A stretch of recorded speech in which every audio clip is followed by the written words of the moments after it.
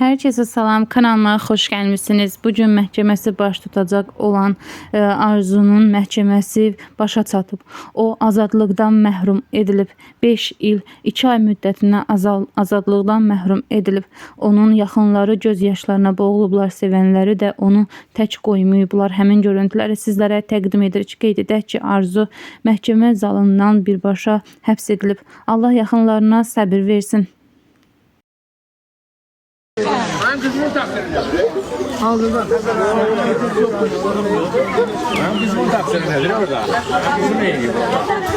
Rahmetli Darkıman da ne bileyim Allah'ın neşe satan her şeyden gelir. Çuvara girin lan. Beşi Verizar da ağlayır. Allah səbir versin. Ne demək olar? Allah səbir versin. Hazırla materialı ver mənə. O hazırla ver mənə. Kəs ver mənə.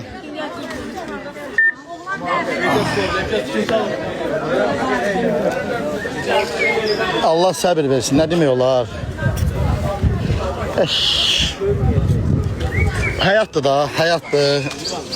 Salam aleyküm. Salam aleyküm. Ne demək olar? Allah kömək olsun.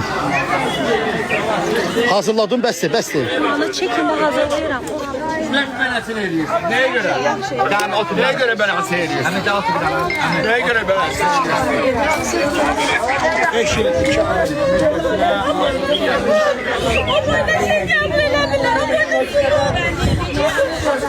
5 il 2 ay əziz izləyicilərim.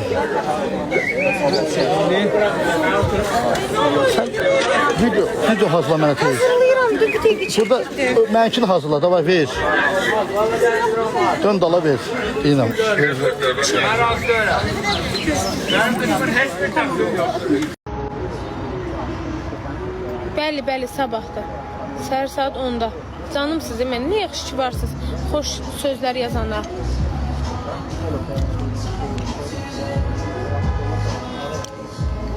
Mən gələndə o evdəydi. Bu ortancıl olursa. Kiməsə açıqlama vermə məcburiyyətində deyiləm.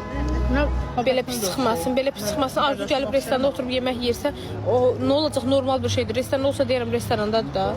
Yəni siz evdə yemək yemirsiniz. İndi sadəcə olaraq yanımda yoxdur. Evdədir. Ne qədər içi qurtdu insanlar var. Çox. İçi qurtdu. Yaxşılar var ya, yaxşılar yaxşı var. Vallahi sabah saat 10-da.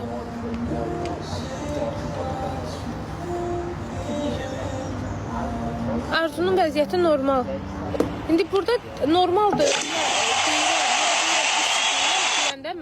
Deyirlər ki, vay, artist, nə bilim nə. Ay, başa düşmədim. Niyə fikir versiniz sənlə yazın? Yox, mən özümün asılı olmur axı. 4 uşağını ondan çox istəyəcəksiniz. Gözü sən şir atın. Çox sağ olun. Rəna bu qızdır. Şirimin səsi gəlmədi. Bəyə qatdılar ona görə. Ayda. İnşallah yaxşı olacaq. Belə həyəcan gəlir mənə.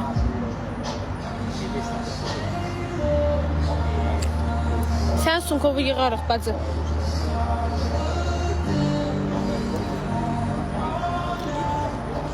Amin. Allah 4 balasına qovuştursun.